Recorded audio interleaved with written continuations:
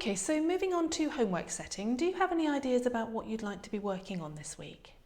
Well, I could have a go at one of the thought records we just did. That sounds like a really good idea. Do you have any thoughts about how you could use those thought records to help you this week?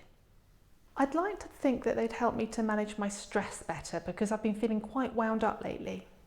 And how confident do you feel about completing them? I think it's pretty clear, I just hope I don't forget what to do. Well, if you look here at the bottom of the page, there's some prompts to help you.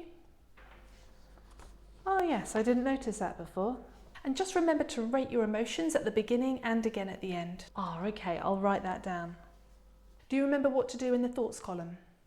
Yes, I need to circle the hot thought and rate how much I believe it. Yes, perfect. And just remember to re-rate that thought again at the end. Great, I think I'll be fine doing this. How many do you think you could complete? I think I could do 2. Sounds good. And do you have any thoughts about what situations you could complete them on? I could complete one about my boss because I have a meeting with her on Wednesday and that's really worrying me.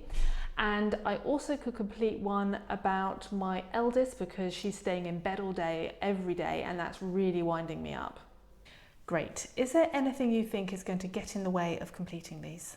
Well, I have a really busy week at work, so if anything is going to get in the way, it'll be that. Okay, so is there any way of getting around that? Well, the one with my daughter I could just complete on the weekend, and I suppose that only leaves one to do during the week, and I could do the one about my boss on Tuesday night. Great, I look forward to hearing how you get on with it next week.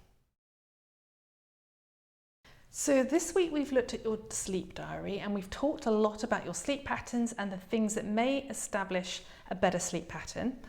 I'm just thinking about the week ahead and some changes that you could make to the week to help your sleep. And I wonder if we could set this up as a homework task. Yes, we've covered loads and there's loads of changes I could make. I'm just not sure where to start. So one of the things I noticed from your sleep diary is that you can drink up to 4 to 5 cups of coffee across the afternoon and evening. Yes, I thought you might say that. It's really bad, isn't it? My energy tends to flake out in the afternoon, but I'm sure it can't be helping my sleep later on. Well, it's not usually a good idea to have any caffeine within 4 to 6 hours of your bedtime. Yeah, so as I usually go to bed at about 10:30, I probably shouldn't have anything after 4:30. How do you feel about not having any coffee or any caffeinated products after that time? I'm not sure. I really do enjoy drinking coffee while I'm watching TV in the evening. And what do you think would happen if you didn't have coffee whilst watching TV? Well, it wouldn't feel the same.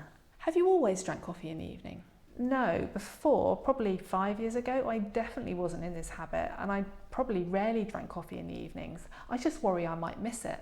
Is there anything that would help you to stop drinking coffee in the evening, I wonder? Well, decaf coffee is horrible, but decaf tea would work. I could try that. Great, so would you be willing to swap your coffee for decaf tea after 4:30 p.m. every day? I could give it a go. It'd be nice to see if it helped my sleep. How would you like to record your progress with this? I could keep a sleep diary again. I quite liked doing it last week and then we could compare it with the week before. Okay, so you're going to be replacing your coffee with decaf tea after 4:30 p.m. this week and avoiding any other caffeinated products as well. And you'll be keeping that sleep diary again. Will you leave the diary by your bed again like last week? Yeah, that worked well last time. Is there anything else that you're not sure about? No, it all seems pretty clear. This week we've been looking at the cycle of panic and also at safety behaviours. Can I just check with you your understanding of safety behaviours? Well, I get now that holding onto the trolley in the supermarket might not be that helpful, but I really do worry that I'll fall over. Well, as we're moving on to homework setting now, I wonder if you'd be willing to test this out.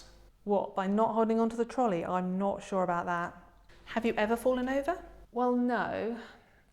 Okay, well, I'll try, but I can't promise anything. Great, I'm really quite excited for you. I think you can do this.